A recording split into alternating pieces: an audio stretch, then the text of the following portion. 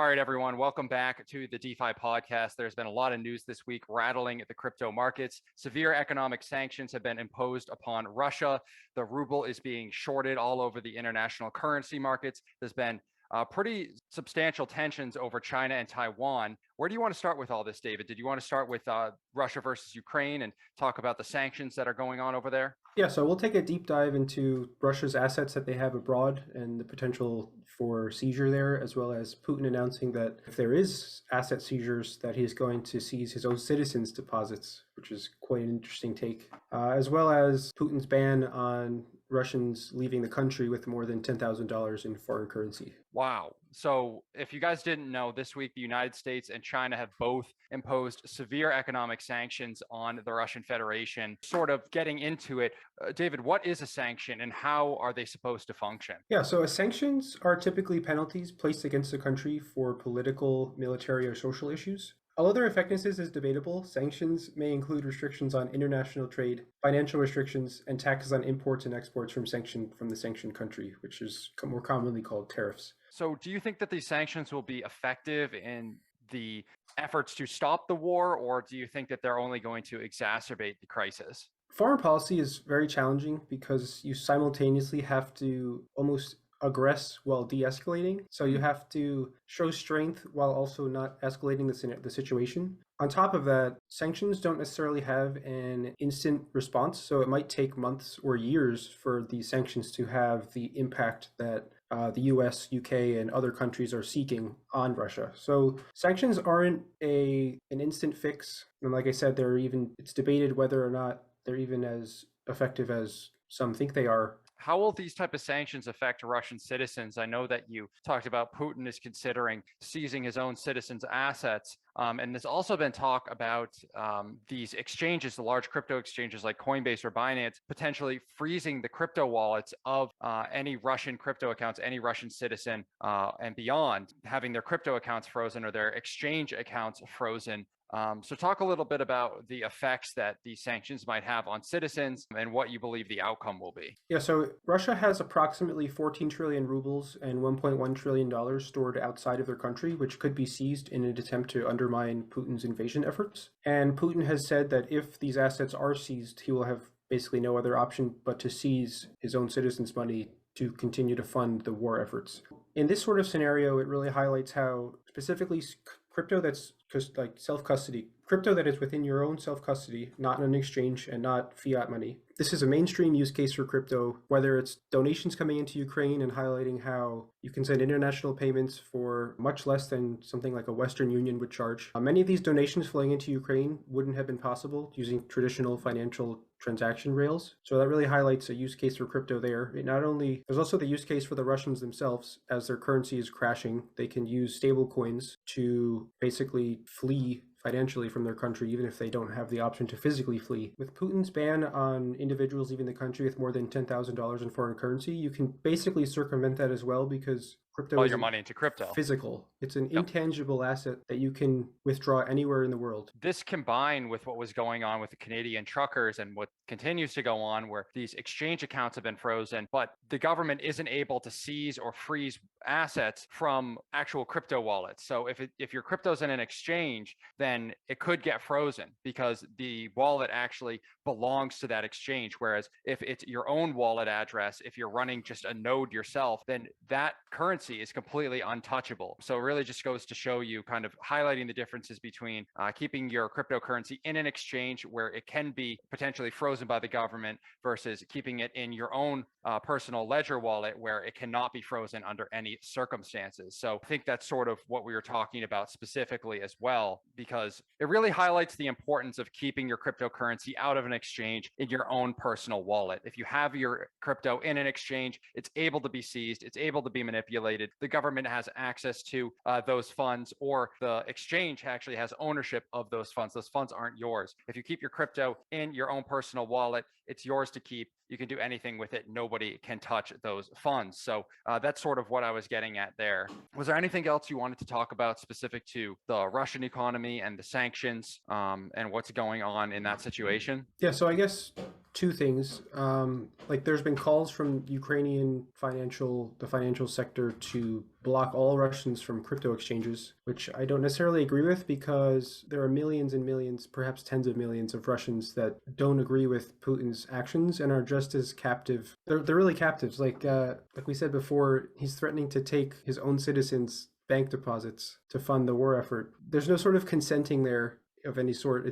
There's no other option. Crypto could be an alternative to potentially preserving your life savings from either theft or complete devaluation through inflation or forex market. So just to elaborate on that, if those citizens weren't keeping their money in a bank account, if they were keeping their money in cryptocurrency in their own wallet, those funds are completely untouchable. The Russian government can't seize those assets. So that's sort of, again, really the first real use case of cryptocurrency where it can actually circumvent government's law and regulation. And of course, it's a double-edged sword because criminals can get away with criminal actions. But when the government is authoritarian, when the government is the criminals, that's when crypto becomes really important. The whole decentralized system really comes into play. Well, and it's important to highlight that the argument of crypto is for criminals it's really outdated. It was outdated by the time I even got into crypto. Like, this isn't the Silk Road. There are strict KYC AML regulations globally for all crypto exchanges. So specifically, if Russia were to try and convert to crypto, which crypto isn't ready for that kind of volume. At least Bitcoin isn't ready for that kind of volume on chain. These exchanges, should they accept Putin or Russian crypto, are at risk of losing the rest of their international banking partnerships because of the regulations that are in place. So it's not as simple as I'll use crypto, I can do whatever I want, I'll circumvent the law. Like, there are regulations in place. This isn't 2010, 2012. This isn't, like I said, Silk Road. Mm-hmm. So it's not as easy as I think people are portraying it to be for the entire Russian economy to just go crypto. Right. And on most blockchains, you can actually see where funds are transferred. Everything's publicly available on the blockchain. You can see every buy, every sell, every trade, every transfer. You can track every wallet address and see what funds have been sent or received to and from that wallet. So there is a level of transparency in most cryptocurrencies. Privacy coins are something that we dived into in a prior podcast, so we won't go back into those. But you're right. I think that argument is really outdated. And if you think about all the crimes that have been committed with USD, the idea that Bitcoin or Ethereum is going to be used illicitly, of course it could, but dollars could be used illicitly as well. It's kind of a moot argument, in my opinion. One other thing that we wanted to discuss about Russia is Russia being removed from SWIFT. So, David, tell me a little bit about what the SWIFT agreement is, what does it stand for, and how will this move, again, affect the Russian economy and the entire global economy? What does this move actually do? SWIFT is the Society for Worldwide Interbank Financial Telecommunication. What this means for us normal folks is SWIFT is basically a secure communications network used by most international money and security transfers. It's a vast platform used to quickly, accurately, and securely send and receive information such as money transfer instructions. So SWIFT right now has about 11,000 global messages. Oh, no, sorry. There are over 11,000 global participants in the SWIFT network, with an average of 42 million messages sent per day. So I actually used to use SWIFT, the SWIFT banking system, frequently in 2017 when I was using Bitstamp's Slovenian banks, because Bitstamp, I'm assuming, couldn't get banking licenses, or they couldn't get a banking partner in the United States. So I do have some experience dealing with international wire transfers in the SWIFT system, and it's really a pain in the neck. But basically, SWIFT is the largest secure method to transmit information relating to money and security transactions. Russia being removed is kind of a big deal because they would effectively be cut off from the rest of the SWIFT system. Like I said, 11,000 members globally, it's kind of a big deal. So to give you a comparison, Russia has their own alternative to SWIFT called SPFS, which has 400 members, to kind of give you a comparison. But China also has their own alternative called CIPS. And so Russia has a couple options in terms of SWIFT alternatives, whether they'll choose their own or China's. It's too soon to say, but being removed from the SWIFT system is absolutely detrimental to Russia. So it's one of their major payment processing systems, is what it sounds like. It's not necessarily payment processing. It's like if I go to the bank and I want to wire money internationally, the whole point is so that if my bank is transferring information to another bank, that there's no way to intercept that message and meddle with it in a way so that the instructions on how to transfer and what to transfer aren't tampered with. So that when the receiving bank receives that message, they can be sure that it's accurate. So it's almost like when I use Secure Shell to connect to our relay node in Germany, it creates a secure channel between one server and another server somewhere else in the world. So that seems like what Swift does in a nutshell. Yeah. So the effect of them being cut off from the system, I mean, they have their own alternative that they're trying to migrate their members to, but it's not as, the infrastructure's not there yet. Yeah, they don't have the same breadth of users. So up until recently, I don't even think Russian domestic banks used SPFS, but they've since opened that up to domestic banks, and there are a few Belarusian banks as well that are on SPFS. So the number of players in terms of countries that use SPFS is fairly limited. We'll see how this plays out. Gotcha. And I know earlier we talked about sort of the Russian use case for crypto. And the Canadian use case for crypto, whereas, the government's coming in and attempting to freeze or seize different bank accounts, different crypto wallets. I want to talk a little bit about the Ukrainian use case for crypto in particular. Now, Ukrainians that have fled the country and those who have stayed are now reporting that debit and credit card services are now unreliable or non-existent. Reports indicate that some are turning to crypto as an alternative. So you can sort of see, building off what we were talking about before, crypto's not just used for criminal actions. It's being used for a whole lot more than that. And again, kind of showing off the double-edged sword of this whole system. So tell me a little bit, David, what do you see as sort of the major use case for cryptocurrency in Ukraine? Well, again, I think it's a way that people can preserve their assets, and not even just preserve their assets, because Ukraine, that's not really the concern there. The concern, I think, is, well, one, if your credit and debit cards aren't working, then you need to transact in some digital functions of the legacy financial system. So crypto is still functional, but you would basically be limited to cash, gold, or crypto. Like gold is just not really, gold is impractical for a number of reasons. One, it's very heavy, and two, if you actually were to go pay somebody with it, and you don't have the exact bar, like you don't have the exact denomination of gold, good luck trying to, what, are you going to shave little bits of gold off your bar to try and get the precise weight that you need? And then how is the receiver of your gold going to verify the purity? Like it just goes on and on and on. So like it's just impractical to use gold. So really it becomes cash or crypto at that point. And so now I've heard a lot of people make the argument that, if the power grid goes down, if there is major global conflict, that people will revert back to gold and silver because there won't be anything online. Cryptocurrency will become obsolete because the global infrastructure for the internet and for power will become so fragile that it won't be feasible to use cryptocurrency. I personally don't see the world getting so far gone at any point soon, but what would your stance be on that argument? Yeah, so you could actually send crypto transactions over shortwave radio. So if the entire grid were to go down, you could use crypto. That's amazing. That's something that I didn't know. Is there any cryptocurrencies off the top of your head that you know that you actually have that function, that you're able to send crypto over shortwave like that? Bitcoin. Bitcoin allows that function. Okay. I've never heard of that before. That's incredible. You can also send Bitcoin over SMS, text message. Really? So how would you go about doing that? I actually have no idea. I know it's possible. No, that it's possible. We'll have to look into that.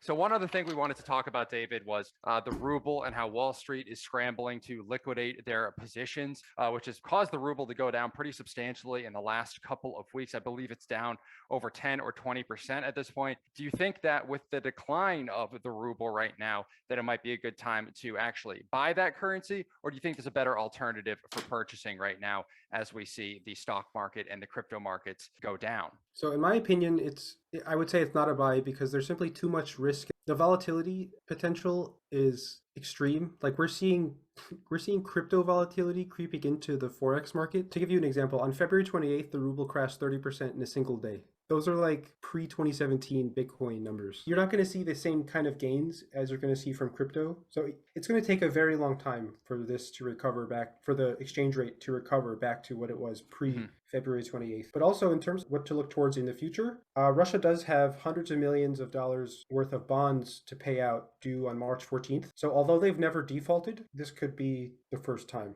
The time So that they do. they could choose to not make these payments in an effort to, again, use those funds for their war efforts. So Russia could be... Well, if they're thinking about seizing their private citizens' bank accounts, nothing's off the table. Yeah, exactly. So just sort of wrapping up our segment on the Ukraine-Russia conflict, I want to ask you what your prediction is for the end of this conflict. A lot of people are predicting that all doom and gloom, thinking that this will go on for many, many years, and that it will cause nuclear conflict, that China's going to invade Taiwan. Do you think it will get that bad? I know Ukraine and Russia are in peace talks right now. Do you think that that will result in an armistice, or do you think that the fighting will continue and Russia will continue to attempt expansion into further reaches of the European Union? Yeah, so last I heard with the kind of peace talks, the hesitation was making sure that these officials on both sides could meet in a place that was secure and safe for all parties that are present, and that this doesn't turn into like an assassination or something like that. It's a very, very volatile situation. Russia's playing a very dangerous game on all fronts, whether it's with the international community, with their own citizens, with the war effort. As long as there's a need for Russian gas, applying pressure to Russia poses a major challenge, because I believe specifically Germany is pretty dependent on Russian oil, as is many countries around the world. Well, and then so the sanctions actually that the US has placed on Russia actually exclude energy. So this kind of gives you an indication of how severely countries rely upon Russia for gas and oil. It's very difficult to apply pressure to Russia because we need their we need their natural resources, whether it's oil, gas, titanium, copper, like it goes on and on. So, and gold. Especially if they are controlling these key parts of the Ukraine where these natural gas infrastructure is so prevalent. I mean, we see these giant energy companies like Burisma, and we see sort of the blatant corruption that's been going on for years, where US politicians, high-ranking officials, their sons and daughters are sitting on the boards of these energy companies. Hunter Biden comes to mind, sitting on the board of Burisma, making $500,000 a year or more.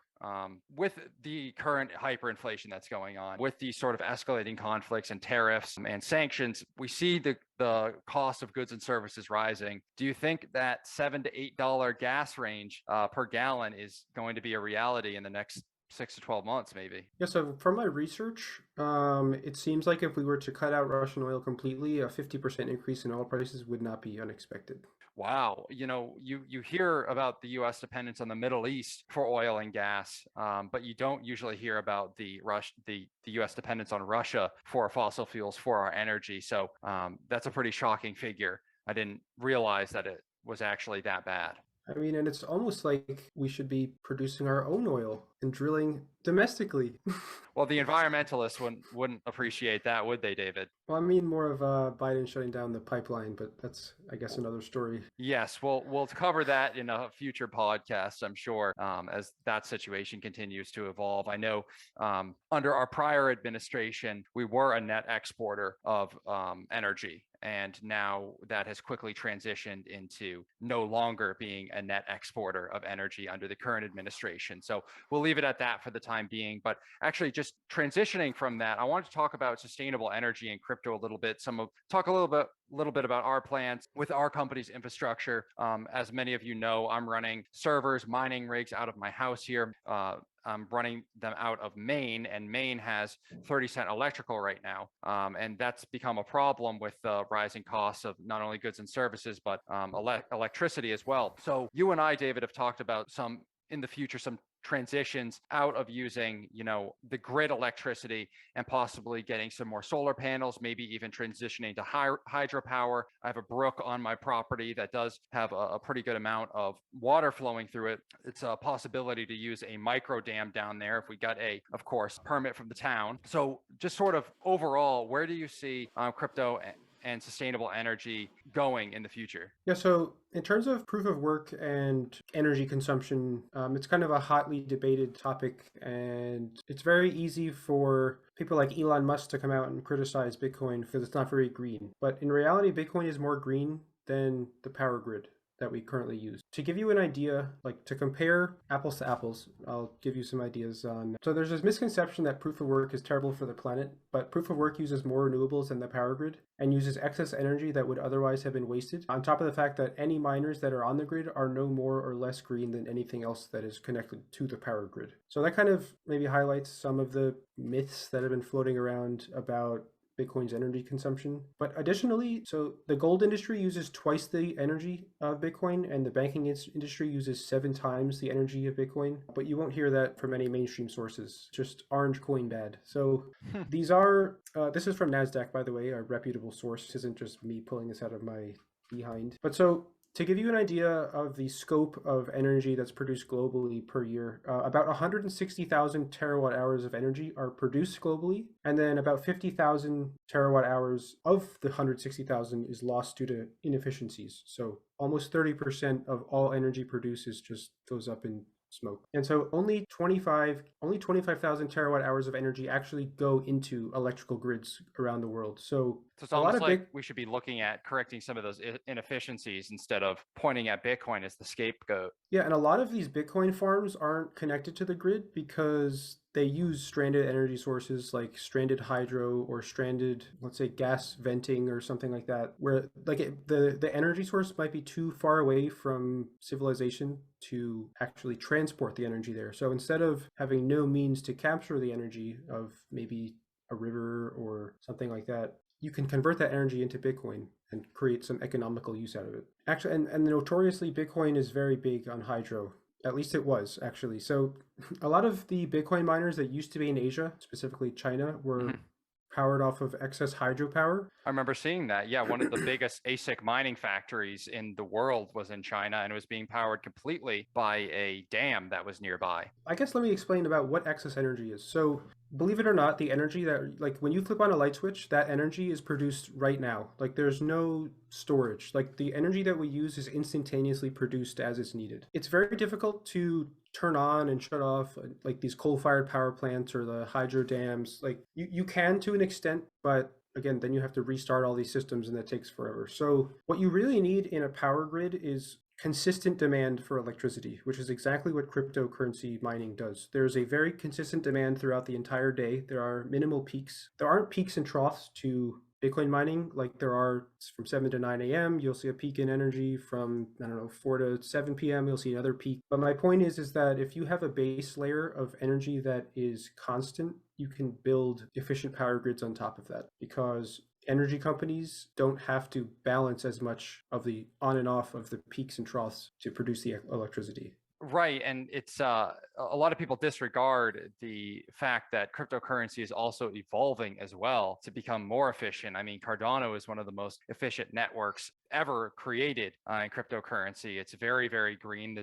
Most stake pools are carbon offset. There's also a cryptocurrency called Chia, which runs off hard drives and barely takes any electricity to buy, sell, transfer that currency. So specifically with proof of work, though, you had mentioned Elon Musk and his criticism of Bitcoin, which is happening at the same time that he was investing heavily in Dogecoin and said nothing about Dogecoin, but it's on the same type of proof of work algorithm. So we saw a little bit of hypocrisy come out of Elon Musk during that time. Yeah, so I think there's a dangerous conflation between energy use and pollution. Many companies are proud to announce their transition to recycled gold, for example, in their computers, since it's supposedly 99% cleaner than if you were to mine it from the earth, as it saves trillions of gallons of water. But recycling gold is more energy intensive than mining it. Is recycling gold dirtier because it emits more CO2, or is it better because it consumes less water? Like it's kind of recycling is there are a lot of misconceptions about recycling. It's really not as green as people think it is. Specifically, recycling plastic is very, very challenging and often more expensive in terms of dollars, but also in terms of water consumption. It takes 3 times more water to make this bottle than the water you can put in the bottle, to give you a perspective of kind of how this all kind of works together. This is in part because getting back to the gold thing. So the reason that gold consumes more or produces more pollution when you recycle it is because it's a very Recycling gold relies heavily on the grid, which is not very efficient or green. So there's a lot of energy losses through the grid. It's really difficult or impossible to transmit electricity greater than distances of 500 miles. So the further you're transmitting electricity, the less actually gets to the destination that you are sending it to. Power drop, even with like long extension cables, you got to account for that, or else you're going to burn out your outlet. Yeah, and so you have high voltage power lines, but then as you step that voltage down, the losses get more and more significant. Most of the losses that occur through the grid are actually, I believe, they're closer to your actual home because the voltages are lower and therefore there are more inefficiencies there. But also, data indicates that the gold industry outputs 145 megatons of CO2 per year, while the banking industry puts out 400 megatons of CO2 per year, while Bitcoin outputs 70 megatons of CO2 per year. So again, it's less. We can say for certainty that Bitcoin is greener both from an energy consumption standpoint and a CO2 perspective when you're comparing it against gold and like unequivocally. And that's just the first crypto that was ever created back in, when was it incepted? Back in like 2011, when Bitcoin came out, like when the first Bitcoin was minted? Well, two things. As Bitcoin grows, you'll see that its energy consumption trend towards infinity, but will also see its pollution trend towards zero as the feasibility of using stranded energy becomes more and more reliable. But then to counter that point, we've seen chains thinking of other ways to provide consensus other than proof of work. So we're seeing the rise of proof of stake. And so this kind of further dismantles this argument that crypto is bad for the environment. So if we take a chain like Cardano, Cardano uses 1/50,000th of the energy that Bitcoin consumes. Instead of measuring blockchain energy consumption on the scale of countries, we can now measure it on the scale of households with proof of stake. So it's a night and day difference. Right. And just that kind of goes right into what I was saying about how, Bitcoin being the first one, it's a lot less energy efficient than some of these new cryptocurrencies that are sort of tapering down on some of the inefficiencies that proof of work has. And on top of that, what you were citing before about how if you compare proof of work to the traditional financial system, it's much greener than this type of propaganda pieces that come out against Bitcoin really make people perceive it to be. People don't realize, and also these numbers that I'm talking about, they don't even account for things like the plastic that's required to make all your debit cards, the cash that's required to fill the ATMs, making the ATMs, powering the ATMs. And then with mining, like these massive Caterpillar dump trucks, they're not electrical, like they're pumping out low-grade diesel emissions like you wouldn't believe. And usually they're drawing that from like a solar power, from a hydropower in the first place, because the people who are actually mining this cryptocurrency are trying to make their mining as efficient as possible because they don't want to be paying additional electric costs out of pocket either. I mean, there is legitimate financial incentive for these miners to use as little energy as possible, which includes, for me, when I was doing it, power limiting my cars and overclocking them to make them as efficient as possible, because not only is there that carbon neutral incentive, but there's legitimate financial incentive for me to make my operation as energy efficient as it possibly can. Yeah, and then to touch on the sustainability component with our stake pool specifically, so if we were to transition off the grid onto solar, our stake pool would actually become more reliable because we wouldn't be susceptible to the potential turbulence that can arise in the electrical grid and outages. So if we have battery backups in solar, we're pretty much secure. Exactly. We're not only green, but we're more reliable at the same time. And we're saving us money in the long run because we won't have to front those electric costs out of pocket. Those will be, we'll just be tapping directly off from solar panels or from possibly a little micro dam in my brook. That would be a dream come true.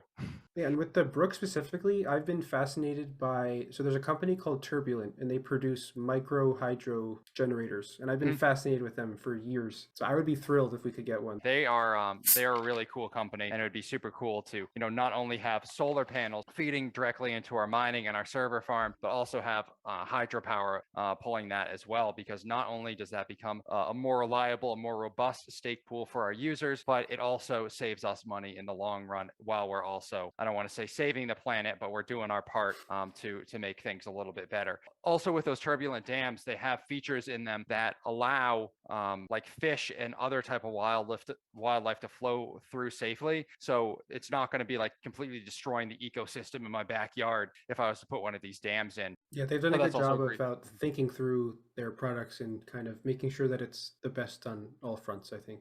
Turbulent's not a sponsor of this podcast, by the way. Yeah. We just like their products. Okay, so we also wanted to talk about China's Supreme Court, but they banned Bitcoin more times times than any of us can count. It's Wednesday? Disable.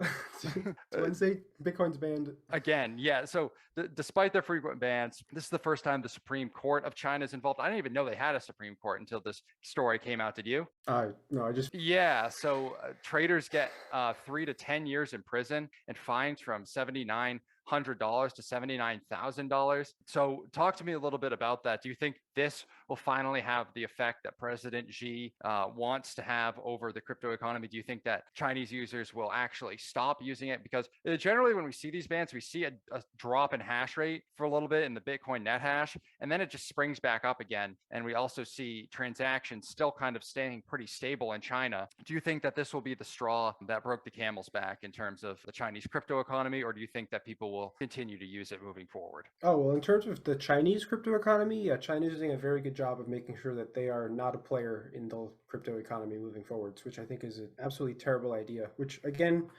highlights why the US should want to be involved with the crypto markets. Because like if the US crypto markets have the most liquidity, the US can control the crypto markets. So it is in the United States' best interest to not be anti-crypto, because then they will exclude themselves from what I just mentioned. So by China banning Bitcoin and crypto in general, they're making sure that they don't have a seat at the table in the future as crypto becomes part of everyday. So now, do you think that the Chinese billionaires and the high-ranking members of the CCP are also subjugated to this crypto ban, or do you think it's just the everyday Chinese citizens that they're trying to not get to use crypto so that way they can track and control everything through their own digital economy? And actually behind the scenes, President Xi and other high-ranking people in the Chinese Communist Party are still using cryptocurrency to their advantage and still trying to control that sector. So, I mean, in the earlier days, like in 2017, Chinese bans used to have more of an impact, but the market really doesn't care anymore. Like it's just, you can only flip-flop so many times before people just become like unfazed by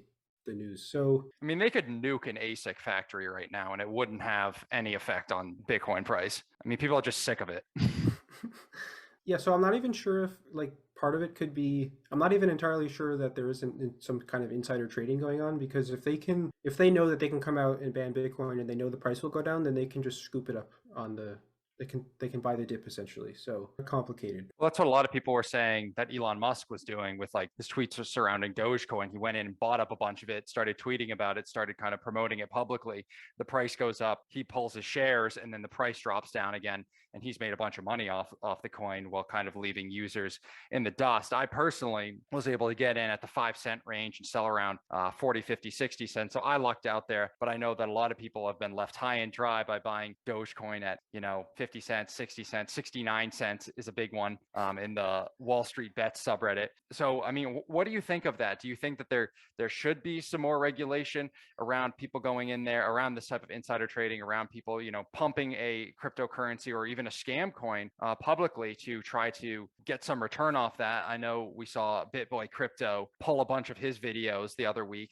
because he was promoting a bunch of scam coins that he was personally invested in, and then he pulled all his money once his user base started buying that type of scam coin. So talk to me a little bit about that. Do you think that these type of situations are an example of why government regulation in cryptocurrency is needed, or do you have a different idea on the matter? So when I was reading through the reasoning behind it, the intent seems decent, but again, that's just at face value. I'm not sure much. I don't know. I would be skeptical to think that the CCP is acting in the people's best interest for a change. Oh, definitely not. And they even came out with their own quote unquote cryptocurrency, where it's really just a digital currency that they can track and control and, control the entire supply of. It really has no decentralized aspect of it. It's completely centralized by the CCP. So I there's no doubt in my mind that this isn't a move to, help their people, steer them away from bad investments. It's definitely more of a power move, in my opinion, to try to maintain their control. I mean, if you go and you see these new Chinese cities, Beijing in particular, has all this face scan technology that, you jaywalk and your face gets scanned and they send you a fine in the mail. I mean, it's very surveillance state, very authoritarian. I can't think that there's any other reason other than control and power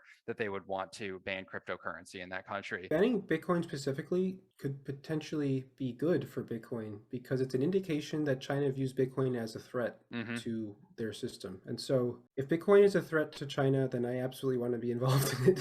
Yeah, exactly. It lets you know that you are right over the target there. This is what these kind of establishment people are against. That means that I should be inherently for that, right? Yeah, because essentially it tells you that Bitcoin can do what it is advertised to do.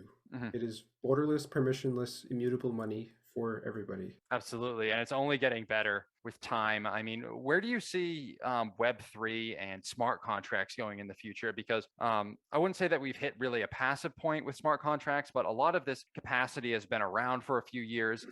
These type of digital swaps, the vaulting system, Oasis, Sushi Swap, Uniswap, these sorts of programs that are built on top of the Ethereum platform, on top of the Cardano blockchain, are sort of, they've been around for a while now. Where do you kind of see the next step in financial technology going moving forward? So I think at this point, Ethereum has really proven that it's possible to build these applications. But what Ethereum has lacked, in my opinion, is the security. So typically, you don't build secure frameworks on JavaScript, which is what Solidity, Ethereum's language, is based on. So I think that kind of gives Cardano a point there. So Cardano has gotten some criticism for choosing, the language is called Haskell, correct? Haskell, yep. And then You're Plutus is the actual implementation on Cardano. Well, people say it's hard to code on, but there's a reason for that, So Haskell is used in institutional security grade applications, which is exactly where I want my money to be.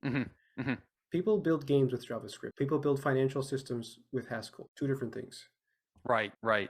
So, I mean, Ethereum kind of served its purpose being the first financial platform that people can build these smart contracts on top of, because it's easy to code JavaScript compared to Haskell. It's easy to code a smart contract on Ethereum versus Cardano. So that's why there's been kind of a struggle moving the programming language, kind of porting these applications from Ethereum over to Cardano. But ultimately, when that does happen, when these sort of policies and these different protocols, DApps, smart contracts, etc., are moved over to Cardano, they'll be a much more secure version of themselves, and they'll be a much better, I think, more decentralized version of themselves as well. Because with Ethereum, we do see some centralization occurring as compared to Cardano, which has been spectacular, in my view, at keeping their network both decentralized, secure, and hopefully with the Basho update coming out, scalable. Because right now we are experiencing a little bit of network congestion. The other day I was trying to mint some tokens. It took over 20, maybe even 30 minutes for me to send Cardano out of a Daedalus wallet into the payment address of one of my relay nodes. So there is some congestion going on in the network right now. There is no doubt in my mind, but it's good to see that Basho is the next step in the roadmap to bringing Cardano into that next level. And once that happens, not only will we have smart contract capacity, Cardano will also be the most secure, scalable, and efficient blockchain in cryptocurrency today. So I'm really excited to see what the future of that project brings. But it's good to see you, pointing out sort of the differences where Ethereum being kind of written on JavaScript poses some inherent security issues. I mean, it is getting hacked constantly, whereas you rarely hear about a hack on the Cardano blockchain, do you? Yeah, I'm not sure if that's just because there are less apps on Cardano or because it's more secure, but I'm curious to see how Ethereum will address these security concerns and evolve, and how Cardano will also develop its DApp community or ecosystem. And if we'll see the same sorts of exploits that took place on Ethereum occur again on Cardano. So we'll just kind of have to watch it play out. Like I said before, Haskell is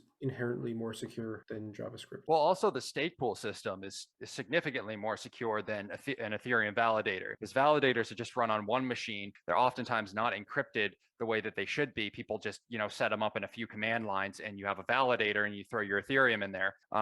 But with stake pools, it's a much more robust process. You need to not only create your block producer node, you need to hide that behind a relay node that communicates with the rest of the network, kind of mitigating some DDoS concerns there. But then you also encrypt your block producer node with an air-gapped offline machine. So unless your cold keys are actually exposed to the network, there's no way that your block producer node could be hacked. There's no way that your pledge could be taken from that block producer node. Whereas with a validator, it would be much more easy to compromise that validator and to steal those funds. Not only is Cardano staking more accessible financially to more people since there's no lower limit on what you can stake. So if you want to run a validator on Ethereum, you have to, if you're going to run it yourself, at least you need 32 Ethereum and then the hardware. But then there are things like Rocket Pool out there where it'll allow you to basically, if I have 16 Ethereum and I'm not willing or don't know how to run a validator, and someone has 16 Ethereum that is willing to run a validator, we can put our Ethereum together basically and then run a validator in a decentralized way that way. But again, 16 Ethereum is well outside the reach of most of the global population. So in my opinion, that's still unacceptable. So Ethereum has slashing where Cardano does not. And so what that means is, let's say we were running both Ethereum validators and a Cardano stake pool. Users that deposit their Cardano into our stake pool know that their initial investment is safe and that there is no risk of losing their initial investment, which is not the case on Ethereum because slashing exists. So if you stake 16 or 32 Ethereum, there is no guarantee that you will get all of it back should there be a slashing event to your validator. Not only that, but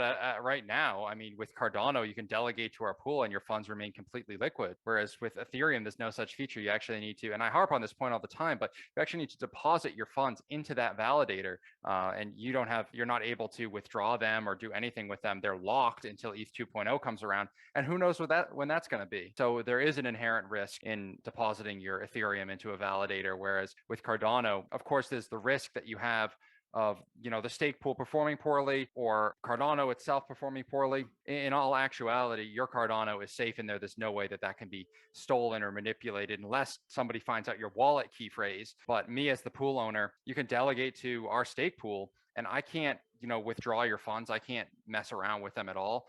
But when you send your Ethereum to a validator, you're kind of up to the trust of the person or the company that is running that server. Yeah, so I have about 90 Ethereum staked on 2 different platforms, and I have been since I basically did it as soon as I went live. Essentially, those funds are locked away in a smart contract and have been for about 15 months at this point. So although I am accruing rewards, that money might as well not exist. I can't use it for anything at all. It is basically non-existent until the contract opens, and there's no timeline on that either. So well, it's almost like Ethereum is encouraging people to stake their funds in validators, knowing that, the project isn't going to be released for however is long, but then they, put out these news stories. Oh, it's going to be released next quarter. It's going to be the following quarter, actually. You know what? It's going to be another 6 months from now. So they keep kind of kicking the can down the road and giving these unrealistic timeframes. And it almost seems like it creates incentive for people to lock their funds in a validator thinking, oh, I'm going to be able to withdraw it in 3 months. No, you're not going to be able to withdraw it in 3 months. You might not even be able to withdraw in 12 months or 18 months. It really depends on when the network makes that jump from ETH to ETH 2.0, which, as you know, only about 10% of the total Ethereum in circulation is staked, which is not acceptable from transitioning Ethereum over to a proof of stake network. I mean, you can't have 90% of Ethereum not being staked and have a full proof of stake protocol. It's just not secure. Yeah, so if we compare percentage staked, again, Cardano and Ethereum. So Cardano has, once again... 73%. Oh, wow, that's a lot. So it's usually 71, maybe. Mm-hmm. So after the market turbulence in the last few weeks, it kind of dipped down to maybe 68, 67, but now... 67% of the total supply of Cardano is delegated to stake pools, is actually active in the proof of stake mechanism on the Cardano blockchain, whereas less than 10% of the total Ethereum in supply is staked inside validators, is actually acting to secure the network. So just to elaborate on this for our viewers, David, in order to launch an attack on a proof of stake network, you need at least 51% of the total active stake. It's much easier to launch an attack against a network that only has 10% of their total supply participating in the proof of stake mechanism versus a network that has 70% of their total supply involved in the proof of stake mechanism. Yeah, because it's not 51% of the total supply, it's 51% of whatever is staked. So the total active stake, of 10% would be like 5.00001, and then in the case of Cardano, it would be, I don't know, around 37% needed to take over. So it's really not feasible in the foreseeable future right now to actually transition Ethereum over to ETH 2.0 into full proof of stake because the network is just going to have too many security issues. See, but also someone could 51% attack Ethereum and people would not be able to withdraw their Ethereum. It would be essentially if you were in a mining pool and that mining pool was part of a 51% attack, but yet you couldn't move your hardware to another pool. You're forced to continue, like your hardware or currency is being used to maliciously attack a network, and you are just a bystander watching as your own coins carry out an attack that you probably wouldn't support. Whereas Wow, with I didn't even think of Cardano, that. Mhm. Whereas in Cardano, let's say XYZ pool and I don't know, let's say a bunch of multi-pool operators come together and decide to attack the network, the delegators can just leave and go to another pool. Essentially, there would be no harm to the network other than the fact that whatever pools join together to try to take down Cardano would essentially have destroyed their reputation. Remember that pool you were telling me about that won the 15 million Cardano delegation from IOHK, and then they immediately changed their margin from 0% to 99% and like jacked their fees up to the maximum, and They changed their IOHK just pulled out. they changed their epoch fee to 3,000 and 99% for margin. What do they think the foundation was just going to be forced? Oh, our hands are tied. Like we have to leave our delegation in there for 3 months now. Like, no, what are they going to do? Like, you can just pull your money out of there. It's not like staking in a validator where your funds are locked. So again, just reiterating, like you can always pull your funds from a Cardano stake pool. They're always liquid. Ethereum is not that way, and I don't think they even have a roadmap to getting to that point. Do they? Are you aware of any roadmap to getting to a staking mechanism that would actually allow funds to remain liquid? Yeah, so that is in the works. And so although proof of stake, as said by Vitalik Buterin, the full conversion to ETH2 is like up to 6 years away, expect to be able to withdraw your Ethereum sooner. Again, once you deposit it in, you just wait until eventually one day you read on Twitter or whatever that the beacon chain is live.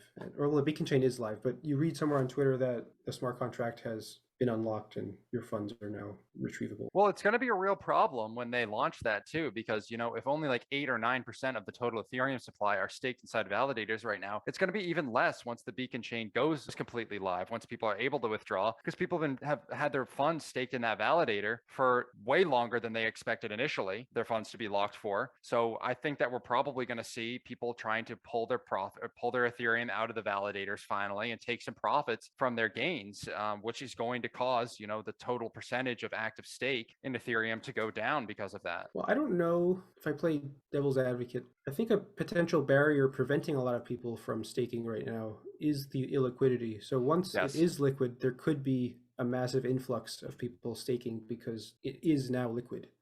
And there is no longer the risk of you have no idea when you'll have access to it again. So I would be willing to stake the rest of my Ethereum as long as it was liquid. Ourselves, actually. Like, I don't see a reason why we couldn't run our own validators. Let's do it. But it's just too much uncertainty with the illiquidity of the staking on Ethereum at the moment. Yeah, absolutely. I can see what you're saying. Kind of a double-edged sword. Whereas once the beacon chain goes live or Ethereum goes full proof of stake, there may be a mechanism developed to allow funds to stay liquid and staked at the same time, like Cardano's, like Solana's delegation system. So that would be a factor that would encourage more users or make more users feel comfortable staking their Ethereum, especially if it's not going to be locked. But in either case, I do think it's going to be quite a turbulent transition once 2.0 goes live, because we will see a lot of this price action going on. I don't think that they have as much stake as they initially thought they would have in the blockchain when they initially launched the system. They're probably expecting more between like 20 and 30%, and having the total percentage of the supply staked around 8 or 9% right now is very, very low. Oh, so with Cardano, another difference between Cardano and Ethereum is that when you take your Cardano and interact with the smart contract, let's say you're for additional yield or something like that, maybe it's a liquidity position, maybe it's simple single asset lending, you can receive staking rewards while simultaneously participating in DeFi or smart contracts on Cardano. And so this was absolutely crucial because it was important that smart contract developers couldn't force centralization upon the network and choose a pool to stake the participants in their contract in. So imagine if the imagine if there was the Uniswap equivalent, or there is, but imagine if there was a DEX as large as Uniswap on Cardano. They could essentially dictate where all of the Cardano in their platform could stake. And so as you could see, that would be tremendously centralizing. So the fact that you can essentially earn yield twice, you can stake, which gives you 5% plus whatever you're doing on top of that. So it's a kind of neat system where that's unique to Cardano in that you can earn yield twice at the same time. That's incredible. And that's something that I didn't know about because, right now with Ethereum, continue to talk about you got to lock your Ethereum inside a validator. That's the only thing that you can do with your ETH right now. I mean, you can use Ethereum to leverage in different ways, but if you decide to stake your Ethereum, that's the only thing that you're doing with it. Whereas on Cardano, you can have your Cardano delegated, but you can also be leveraging that delegated Cardano for additional interest on top of the 4 to 5% APY that you're getting from your stake pool. So that's a really cool feature that you're able to participate in the inflationary mechanism of the blockchain while at the same time leveraging your funds for additional yield. David, is there anything else you wanted to discuss today? No. Not today. Well, I think we're going to wrap it up. I appreciate you joining me once again. I appreciate the audience for tuning in. Thanks again for watching. Hit the like, subscribe button if you enjoyed this content. Go to our website at mainblockchain.com to learn more about our stake pool and our other financial products. Comment if you have any questions or concerns, and I hope to see you all next time. Bye.